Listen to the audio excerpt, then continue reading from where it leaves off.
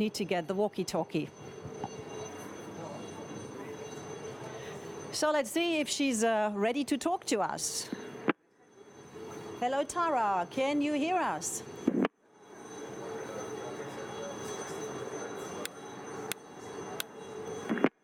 Hello, Tara. Here is Monica on board the Sirius. We can see your life raft, but we cannot yet hear you. Do you receive my signal?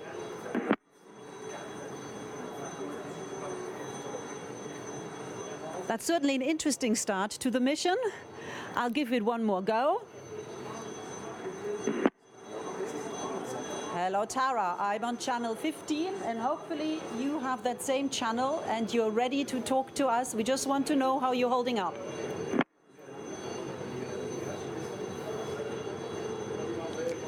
Well, the good news is that we can see the life raft, which we wouldn't in real life, but then again, this is a demonstration, and we know that she's on there. So let's just assume that she could hear us. One last try. And I keep pressing the right button, I hope. Tara, here is Monica. Can you hear me?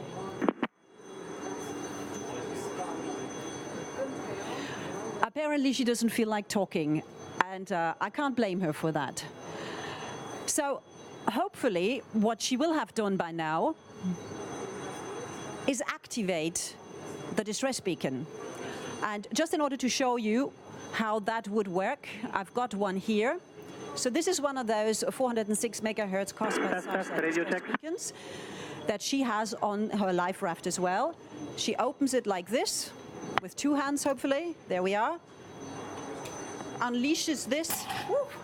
And there you are. This is a bit like a mobile phone, so it has all the data in there. It can encode to the position and send it then to our Galileo satellite at 23,000 altitude. This little thing here can transmit life-saving signals. This is quite amazing. It costs about 200 euros, and I'm sure it's money well spent. Certainly, if I was on this life raft, I would love to have one of those. So this is activated and keeps sending now the signal. And the signal, as I mentioned earlier, will be received by the ground stations and then passed on to mission control centers. And I assume that you will now see footage of Toulouse, where the SAR Galileo... Do I get a second one? We'll try again. I'll get a different walkie-talkie, and we just try again. So let's rewind and go back to... Tara, can you hear me? Here's Monica on board the Sirius.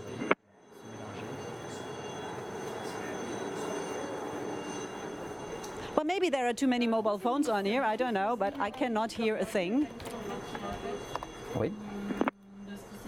This is the right Oui, button? bien sûr. She should hear Non, me. écoute-moi, ça Maybe me semble- hers doesn't work and she doesn't have a second one like I do. All right, I think I'm very positive because she knows what she's doing. I'm pretty positive that she has launched the signal by now. And I hope that we get the footage of Toulouse. I hope you're watching this already, where we look at the SAR Galileo ground segment. It's organized in Europe with the Centre National d'Études Spatiales in Toulouse, that is CNES. They coordinate the distress alerts in the European zone and distribute them through the COSPAS SARSAT network. To provide beacon identification and location information, satellite downlinks are processed by ground receiving stations called local user terminals. There's a SAR Galileo data service provider coordinating the MEOLUTs from Norway, Cyprus and Spain. And then there's the French Mission Control Center, FMCC. That's the one we'll be watching out for. The Mission Center of COSPAS SARSAT in Europe, which uses the French MEOLUT. And right now they'll be busy looking for Tara's distress signal to compute her position and then pass that information on to the nearest rescue station. And we're basically waiting for the signal now, provided she has activated the beacon. We couldn't speak to her. By the way, that helicopter that you can hear probably, and maybe sometimes see, this is not yet a helicopter to rescue Tara. This is a helicopter to take footage, to film this whole rescue operation. So don't let this confuse you. So I'm basically waiting now to have confirmation that the signal was received, provided it was launched, which I cannot check right now because the only way to communicate with Tara was through the walkie-talkie, and she didn't respond. So we just have to wait and see. What I can tell you is that the signal should be localized about 1.5 minutes after the beacon was activated. Then it takes a good minute later in order to have the first confirmation of that position. And then a few minutes later, there'll be an update of that confirmation. Yes, and the reason for that is that, as you can see, that life raft behind me is drifting. It is completely exposed to the elements, so the first position that we get might change. And so there has to be a confirmation so they can narrow the area down to the most precise location before they launch the rescue operation. Now, as we're waiting and waiting and waiting, that is part and parcel of a live demonstration. Perhaps I can introduce you to a gentleman who is actually, to a large part, responsible also for Galileo. And the cameraman keeps trying to signal something, but I would like to talk to this gentleman now.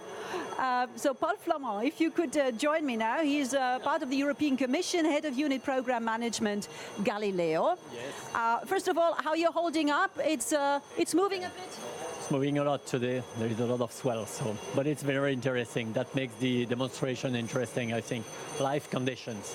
Yeah. And I think what is also interesting that it's live, that things don't run 100% smoothly. That in real life wouldn't be like that either.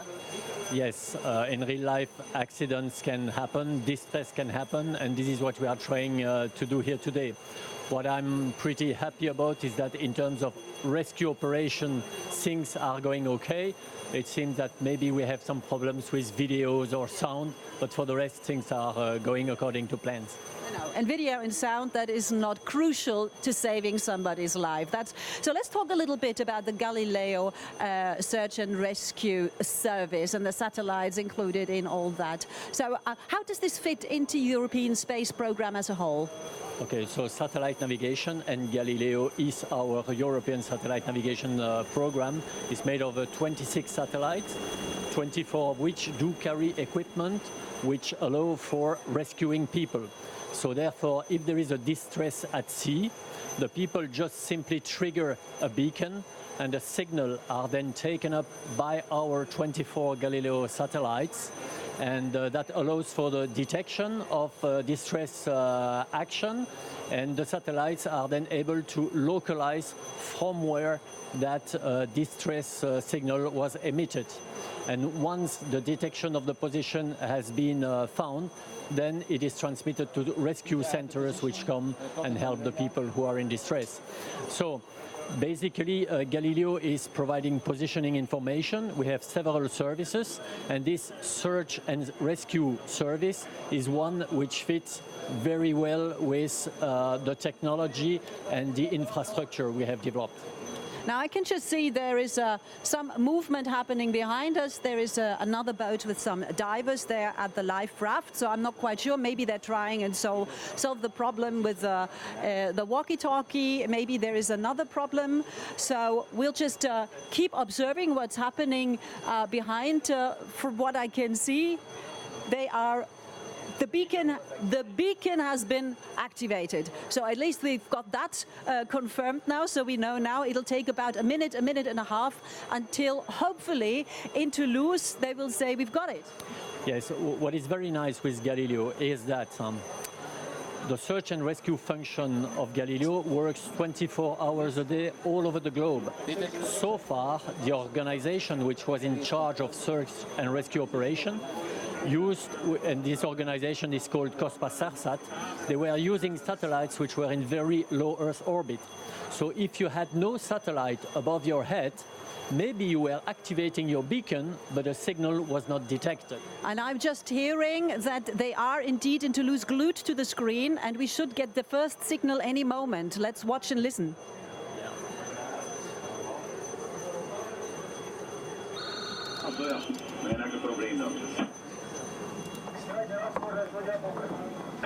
Oh, apparently we didn't just get the signal, apparently we also already got the confirmation of the update, and it took 3 minutes and 32 seconds from Tara activating the beacon to the moment when the rescue center, in this case the Maritime Rescue Control Center in Ostende, could start the rescue mission. 3 minutes 32. That is quite amazing. It is not only quite amazing, but in the past, some of those beacons were activated but never detected by any satellites. Since 2016, when Galileo became operational, now we are 100% sure that there will always be coverage wherever you are. So, which really is a good news for the people sailing and having problems at sea. So that is really an achievement and a progress for the maritime sector. And it is a European achievement with a lot of different players, and it took many years to get it off the ground, and it will last for many, many decades to come. It maybe took some years at the beginning in order to convince European government to set up an infrastructure like Galileo. But once this has been decided, I think we can be proud that it really took shape pretty quickly. As I said, since 2016 the system is operational. It was developed thanks to the help of the European Space Agency.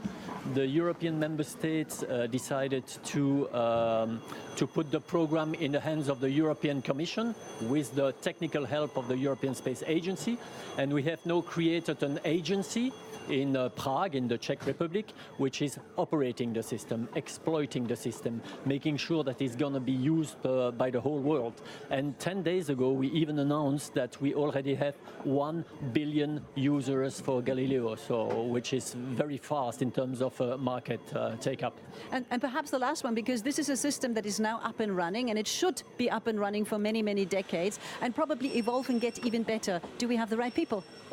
Not only we have the right people, but for example, for search and rescue operation, we will provide as of next year, as of the moment the Council of COSPAS-SARSAT will allow this kind of operation, the people at sea in distress will also get a message from the rescue centers that their distress message has been received and that there are some rescue operations taking place coming to rescue them. So this is an improvement of the previous technology, which did not allow this kind of return link, as we call it.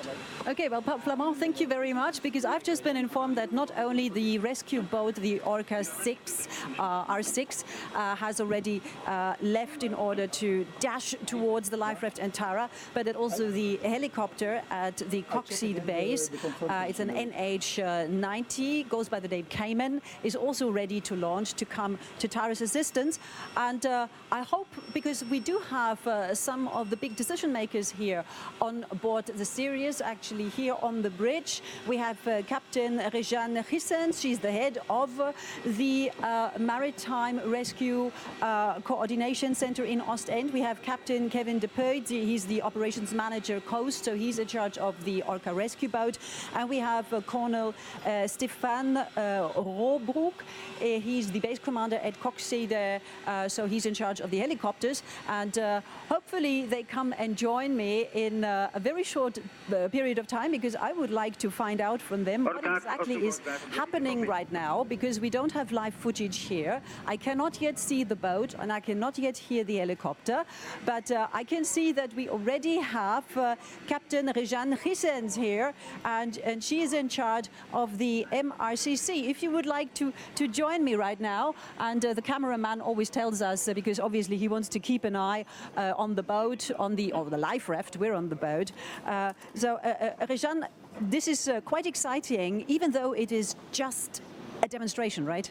It's correct, it's just a demonstration. We are keen to see the results of it. We are hoping we will receive at the MRCC in Ostend the distress signal within the 5 minutes that's been told to us. The life raft is live behind us. The weather is rather rough, so we hope the signal is received in very due and very quick time, so we can send out our assets, flying and surface assets, to rescue the lady in the life raft. Now, when this normally happens in the MRCC, is it a sort of peaceful and calm mood, or is everybody very agitated? To sort of just talk us a little bit through about what happens there. Well, the people in the MRCC, they will receive the emergency signal coming from FMCC Toulouse. They will take immediately action because it's a distress signal. They will try to come in contact with the life raft, with the person in distress, and if they can't come in contact with the person in distress, it's a little bit rough here. So we're moving a bit. We're on the sea. I put out my sea legs. They will try to come in contact with the person who's in distress, and if it's not possible, probably at the MRCC they will receive the exact position with an accuracy of 2 kilometers and send out as quickly as possible the surface and the airborne assets to see what's going on and see what kind of assistance they have to do. And I can see that we already have, certainly when it comes to the airborne assets, we already have Colonel Stéphane Robrock here, the base commander of Coxide. If you would like to join us as well, and I just sort of move a little bit, and again our cameraman will tell us when we're in the way. So the first thing that is actually being sent out in this rescue operation is the boat, the rescue boat, the Orca. When does the helicopter come into play? Once the signal is sent to the boat via the satellites to Toulouse and then to MRCC, the Maritime Rescue Coordination Center, then the center task and the boat and the helicopter. And the helicopter will receive the information from our wing operations center, and within the 20 minutes after the signal, the scramble, we should be airborne to perform the search and the rescue. And I'm just hearing the boat. So the rescue boat, not us, not the series, is leaving right now. So the boat is getting there first. To do what? Well, if the boat is set out, it means the emergency call was received at the MRCC. They will direct it to the person, to the victim who's in distress. They will take what's going on. They will do an inspection, require the woman who's on board, what's going on, if she's in distress, if she's ill, if she's sick. And after that, if it's necessary for a medical evacuation, our colleagues from the rescue Coxide, probably they will hand over the person to the helicopter who will bring over the person to a hospital here in the vicinity. So you would be on standby because maybe your services are not required. And I hear the helicopter is required in this particular situation. Once we are required, well, the scramble bell will ring, and in that case, the pilots, the crews, because there are 5 people on board, 2 pilots, a flight engineer, cabin operator, a diver and a nurse, will scramble to the helicopter, and within 20 minutes they are supposed to be airborne to join the rescue scene. During the transit flight till the scene, they will receive more information via the MRCC also. And once they are on target, then we'll start with the search operations. Once the target is found, then we can go over to the rescue operation. Let's talk a bit about the rescue preparation, because once the helicopter arrives, and I've just been told that it's on its way now, it will get very, very noisy here and we won't be able to hear anything. So we have the rescue boat here, the rescue boat determining in which shape Tara is. You have the helicopter arriving. What exactly is happening then from that moment when the helicopter is here? The aim is to bring the patient or the victim as soon as possible to an hospital. But first you have to get the victim off the life raft. Yes, so we have to pick up the victim to bring it as soon as possible to sanitary, to a hospital, to take care of the people who was in the water. Tell us a little bit about the winching up, because I spoke to Tara before we headed out, and she says she's perfectly all right with everything, but the winching up is somewhat makes her feel a bit queasy. Why? Yeah, winching is a specific operation, especially with this type of helicopter. It's an 11-ton helicopter, very heavy, and doing a lot of downwash to the divers and to the people that has to be rescued. So it's very impressive for the people hanging under this winch to be winched up and to be picked up to the helicopter. And I can see, we turn around, we can see the rescue boat Orca just now circling in on the life raft. Are they going to open it up and pull her out? Well, they will open, of course, the life raft to see if somebody is inside. They will examine the persons who are inside the life raft. This information they will hand over to the MRCC, and the MRCC in Ostend will take contact with the RSC Coxide to pass this information as well. And this information is passed to the helicopter, where they have a medic on board. So the medic who's joining the helicopter, he has already a little knowledge what he might expect on board of the life raft. I mean, how often does your crew, how often do they have to go out and see and rescue people in this area? For medical evacuations, we have in total on a yearly basis about an average of 30 persons for a medical evacuation in the Belgian waters. In total, in a yearly basis, we have about 400 incidents as an average. And now they can look forward to the fact that everything will go faster, as we just heard, from activating the signal to the launch of the rescue operation. It was 3 minutes, 32 seconds, if I remember correctly, but like it was 3.5. And normally it would take about 4 hours. That makes life easier also for the rescue crew, doesn't it? Well, when you're in danger, you have to tell the rescue coordination centers that you're in danger. You have different means to do that. One of those things is the use of an EPIRB, an ELT, personal locator beacon with the 406 megahertz beacon.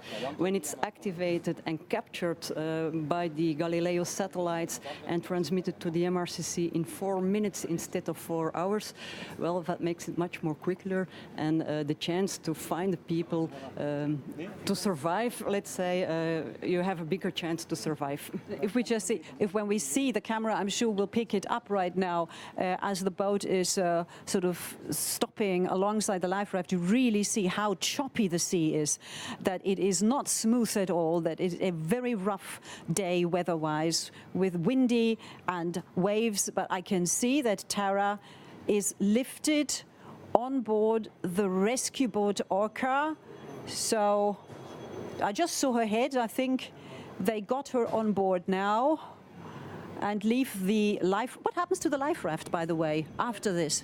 The life raft will be picked up, and if it's not possible for picking up the life raft, the rubbers will be cut so no other persons or other passing vessels might think there's another person in distress, but normally it will be picked up or towed to the port of Ostend. But for sure, we won't leave it at sea.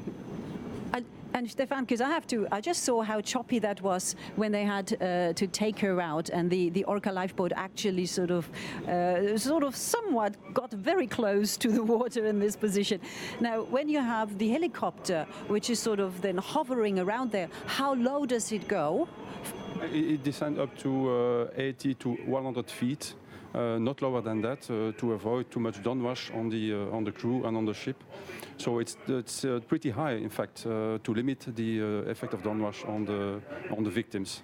And first, you have to have a diver, I believe, and a medic to go down, and they have to actually hit the boat and not the waves next to it.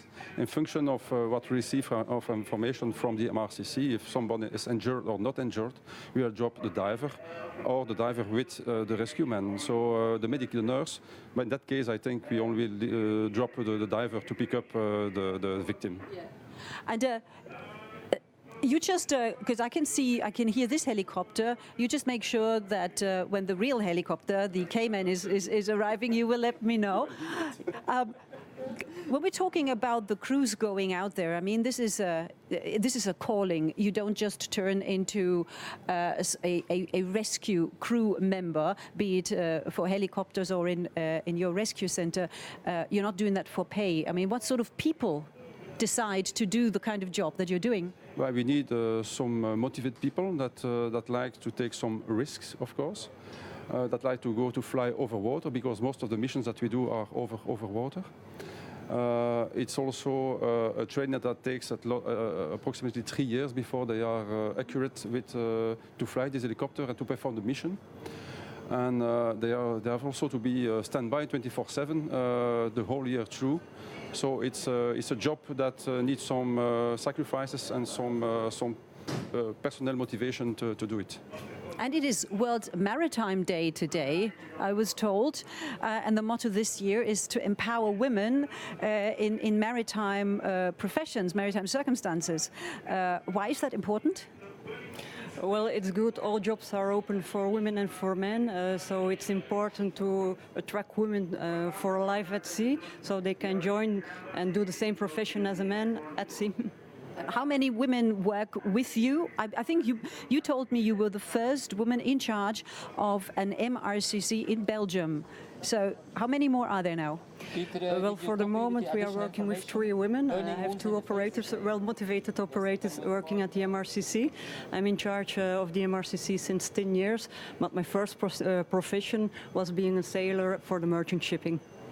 And of course, on this very important day, also we have with Tara, our also female volunteer. Would you be doing that?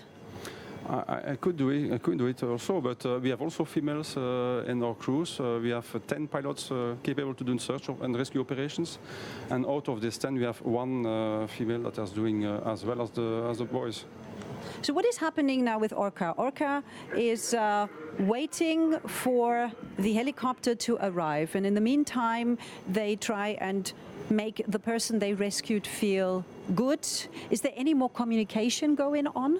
Yes, there's continuously communication, because on the shore side where you have the MRCC, where you have the subcenter of Coxide, people want to gather as much as possible information, because other partners have to be informed as well, like hospitals, ambulances. So sharing of information is very important. What happens now on board of the Orca, they will do the first examination of the victim. They will pass through all this information to the necessary services. If additional assistance is required, then they will ask it as well, and further instructions will be passed by the MRCC to the helicopter and to the Orca, let's say for taking the life raft on tow. They will ask if there's any spill, if there are any other persons who are injured, what happened exactly with this lady, was she on board of a vessel. All this information has to be gathered to make sure that your story is complete.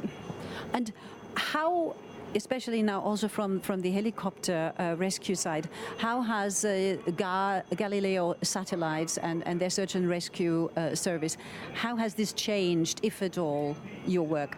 It will make the part of the search in the search and rescue operation, the part of the search, more accurate. In the former times we had to concentrate on a corner of 10 kilometers on 10 kilometers. Now with that Galileo system it will be reduced to a corner of 2 on 2 kilometers. So it will easier the search zone and the search time. And so you can go over more quickly to the rescue operation, where we reduce the time that the people is into the water. So whatever money a program like the Galileo satellite service costs, it's worth it from your point of view? From our side of view, it's for sure worth. The less time we lose, the better position we have, the more percentage of a survival time. It's always welcome for everybody, for every seaman.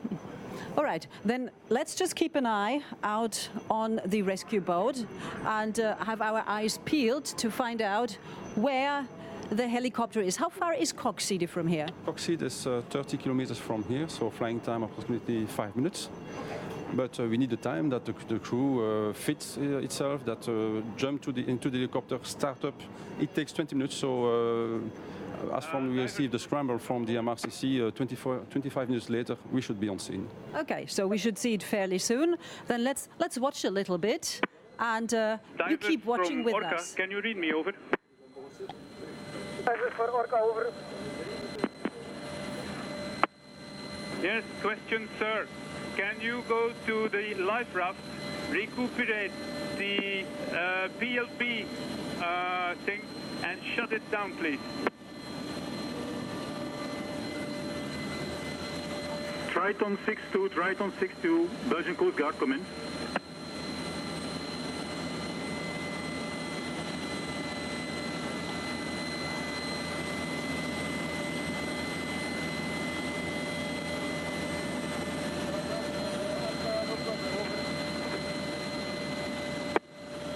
Okay, diver, you have understood my question, and you will recuperate the PLB and shut it down. Is that correct? That's correct, over. Over. Thank you very much, sir. Austin Coast Guard, this is Orca, over. Alpha, Austin Coast Guard. Yes, I followed the conversation. Thank you very much, sir.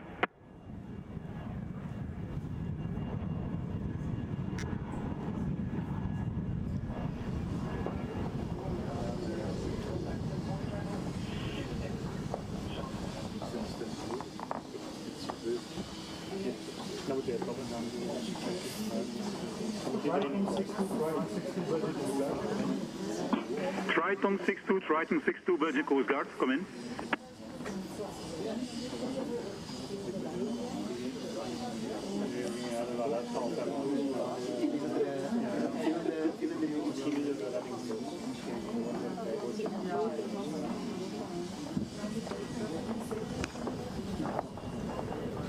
Triton 62, Belgian Coast Guard. Triton 62, Belgian Coast Guard, come in.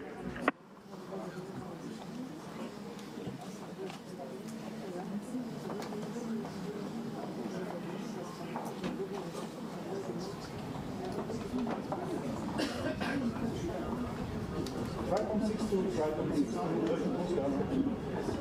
Triton 62, Belgian Coast Guard, come in.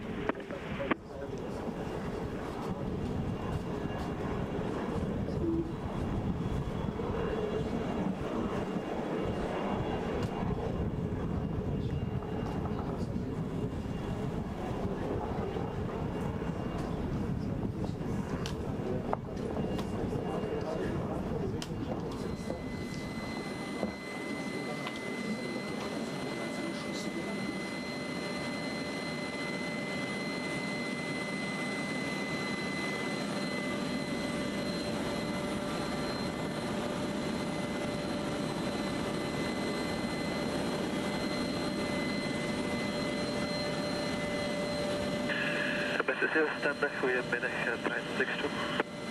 Triton 62, the Belgian Coast Guard.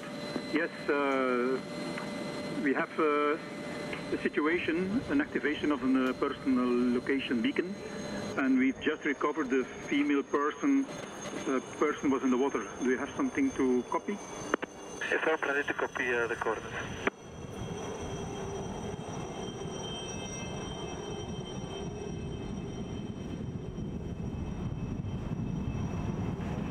Triton 62, this is the Belgian Coast Guard.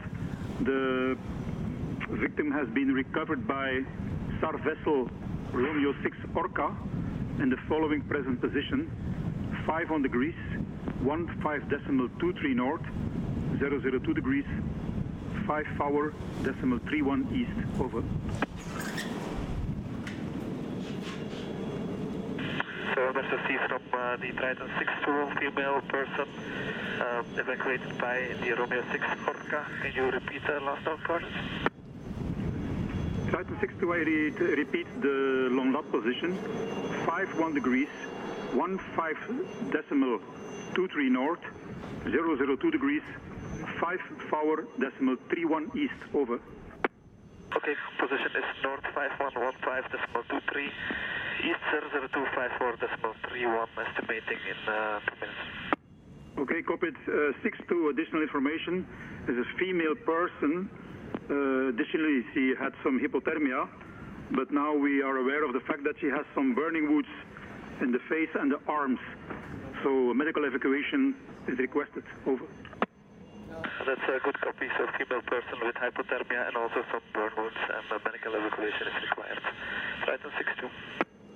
62, and the information on the scene, we have a southwesterly wind, 4730 knots. Okay, and we have just been informed that the helicopter, the NH-90, the Cayman helicopter, is here. We can actually, if you can see it, it's approaching now from Coxide Air Base, about 23 kilometers, you said, or 30 kilometers south of Ostende. So here it comes.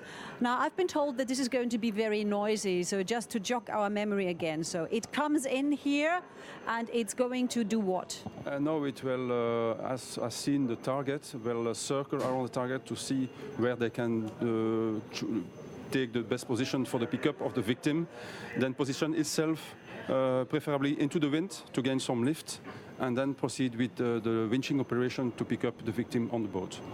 I just also see that there are various other vessels out at sea right now that have nothing to do with our live demonstrations. These are just ordinary vessels. How do you deal with them? You have to somehow communicate with them as well when something like this goes on, right?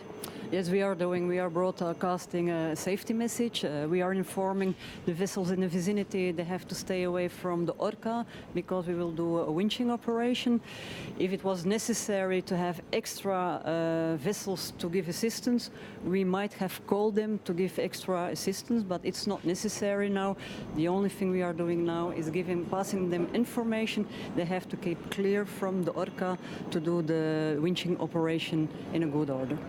So it's not like on a motorway when there is an accident, they're not all stopping to watch. This is a very straightforward procedure that all the vessels, the small and the big ones, I mean this is also a ferry connection, they all adhere to that. Well, if they heard an emergency call on the channel 16, most of the vessels, they will call the MRCC as well and ask him then if they have to provide assistance. That might happen as well. If they don't ask it, no problem, but we inform all the vessels in the vicinity to keep clear of the position where the situation is going on. All right, and Isabel, my little voice in my ear, just said something about that here we are, exactly, that it's approaching now in order to get the winching up ready, so to basically winch Tara up, but for that the diver on the helicopter first has to go down. And there we again can see that depending on the weather conditions, I mean it is windy today, but you probably have to perform this sometimes in even worse conditions. Can the weather conditions actually stop such a rescue operation? Well, rescue operations are supposed to take place in all possible kind of weather. So we take some risks, but we are supposed to intervene also in worst weather conditions as possible. And we train there for each day. Like today we train also, it's a business as usual for us. Each day we do the same exercise to winch up somebody out of a vessel. So how do you coordinate the helicopter up here and Orca down there? They have to sort of somehow be coordinated that the diver who goes down actually hits the boat and, as I said, not misses it. How does that work? In fact, there is a contact between the boat and the helicopter for the position and to ask the boat to take a certain direction so that the helicopter can perform the winching into the wind. And then once we are above the position to start the winch exercise, well, at that time the cabin operator, the flight engineer on board, is taking care of the job of the diver onto the boat. And at that time, there is no contact anymore between the ship and the helicopter. But it's the flight engineer that is taking the controls of this winch operation to drop the diver on the boat. Because right now, for me as a sort of an amateur watching this, it looks like the boat is trying to get away from the helicopter. Yeah, well, I think that for the exercise here there are some requests from the helicopter because in the helicopter we have also some camera TV team requesting, I think, some different positions for the pictures, but it's not in that way that we work normally. Okay, so that dance that we're seeing there between the helicopter and the rescue boat Orca, it doesn't have to be that way. This is a little bit of show right now. Okay, this is a little bit of show, but of course we want to see something as we're out here, and actually it's getting slightly more choppy here, even on board the Sirius. And when I see out there, I'm sure that Tara will be looking forward to being winched up on the helicopter, inside the helicopter, and then flown back. But the helicopter is certainly coming lower now, so I just look forward to the moment when the diver goes out and hangs in the air and searches the boat. I think we are still busy, I think, with some camera shoots and some special effects, but not with real winching operation. Because for the winching operation, he has to be above the boat, of course, and not on the side. But I also imagined that a helicopter like this, sort of hovering around, would create much more disturbance in the sea. But right now, it sort of looks as if it can, it has very little influence on it. We don't see it from here, but if you were under the helicopter, you should feel the effect of the rotor, of the downwash of the rotor. And then we have a very brave man there, presumably a man, could also be a woman, I don't know, can't see that from here. But that's the diver going down there. Yeah, we have a team of 8 divers, also taking care of the 24/7 standby. All males. We don't have any female diver up to now, but it can come. We have also 8 nurses, and one of them is also a female. But most of the crew are men on board of the helicopter. Now we see that the diver will try to jump on the boat. To land and to pick up the victim that is now waiting for rescue. But the winching up will be easier than the diver going down trying to get the boat? Yes, no, the operator of the winch has now to take care to put the diver on the right place on this small ship. But once the diver is on the ship, it will be an easy operation to pick him up and to bring him into the helicopter. It's more easy to winch down than to winch up. More easy to winch up than to winch down. Were you ever tempted to do something like that? No, I'm happy with my job ashore in the MRCC. Better being in control and passing on what needs to be done. Yeah, that would suit me better as well than watching what I see. It's an operation that we do approximately for real than 80 times a year. 80 times. We have approximately 80 scrambles a year, and we save approximately 40 to 50 lives a year. And is there sort of a specific part here in the channel where it happens the most? Is there somewhere where you say, or is it completely arbitrary? No, it can happen everywhere. We have to pick up people who are falling overboard from merchant shippings, from sailing vessels, from fishing vessels. But we can have people being sick who require a medical evacuation, as well for merchant vessels, pleasure crafts, and it can happen everywhere in the area of responsibility. But they don't have the 406 megahertz Cospas beacon just yet, or do they? Well, the merchant vessels, as from a certain gross tonnage, they must have this beacon, this EPIRB. For the pleasure craft, the people, they have to wear a jacket, and on top of the jacket, we all advise them to have an emergency beacon. In case of emergency, they can activate and broadcast a safety message or a pan-pan or a mayday message. They are in danger. Because, I mean, we're fairly close and we can see a lot, but I cannot see the details of what the diver is going to do with Tara now. She's already wearing a wetsuit. Will she get an extra harness in order to be winched up?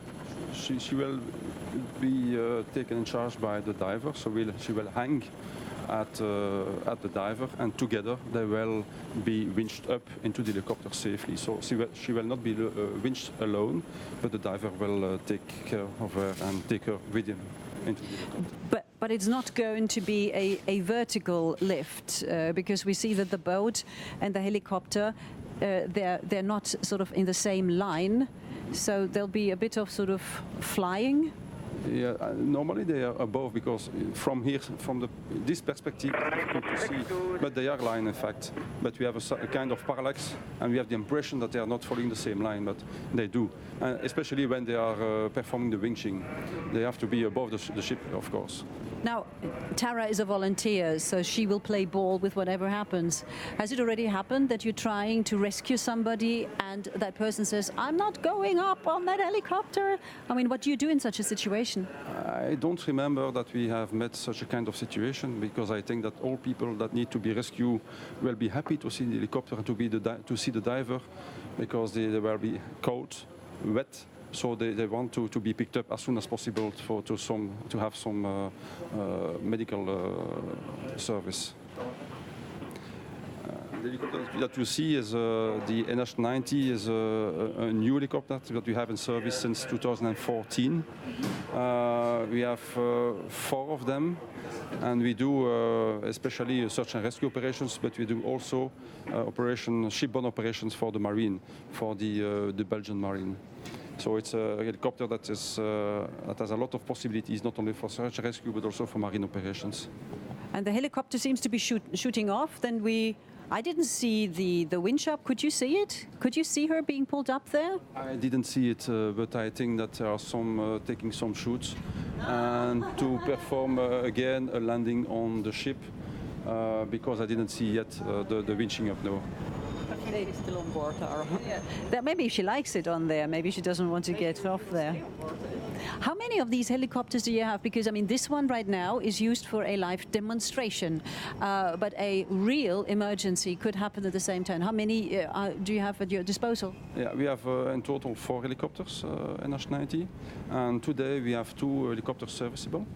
One of them is now performing exercise for Galileo, and the other one is in standby at Koksijde for a real emergency. And your crew at the MRCC, are they going to follow this now, or are they also busy following right now real emergencies? I hope there is none, but just in case there was. They are doing both. They are following this situation because they still have to do some coordination, even it's an exercise. If we have another incident at the same time at the MRCC, they will split up, and one will occupy himself with this situation, and the other person will occupy him with the real incident. But apart from that, we have the flying assets, we have the surface assets, we have more surface assets in the port of Blankenberg we can use in the port of Newport and even in the port of Ostend. So in case we have to scale up, we can call other surface assets as well. So you're well equipped. I'm just trying to look through that window screen to see if I can see our volunteer victim somewhere hiding in there. Maybe already enjoying a cup of coffee or something while we're still waiting for her to be winched up. Okay, so the helicopter is coming back.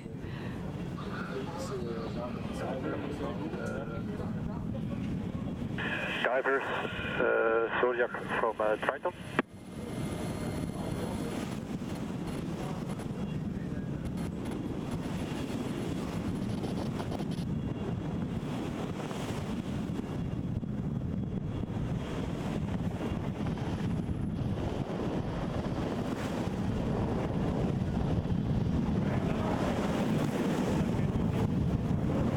Divers, Zodiac from Orca, can you hear me? Orca, this is Diver Zodiac over.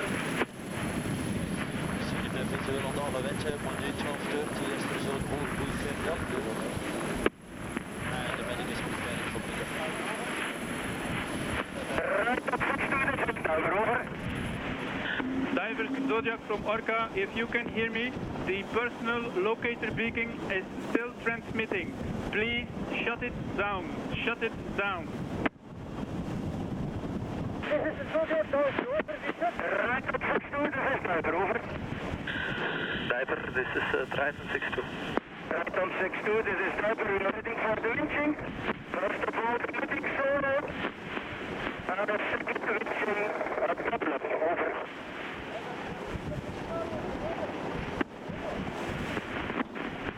That's a good copy. Medic solo and then diver with Oscar.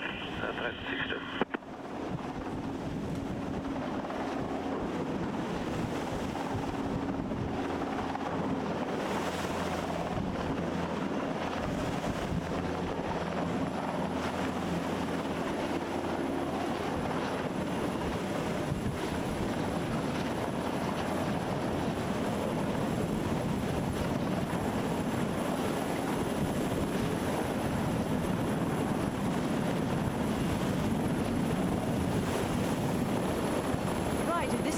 Now looking like the real thing. The helicopter is certainly closing in, and there, she's being pulled up. She is pulled up, so she will be safe in a few moments on board of the helicopter.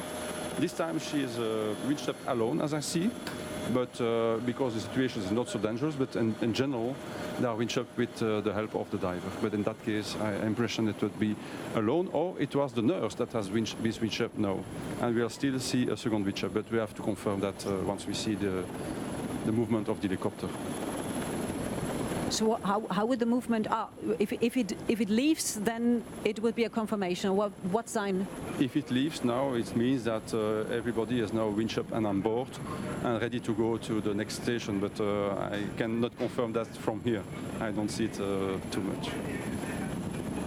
So we're basically now waiting to be absolutely certain that it was Tara being winched up and that Tara is in the helicopter, inside the helicopter, safe and sound.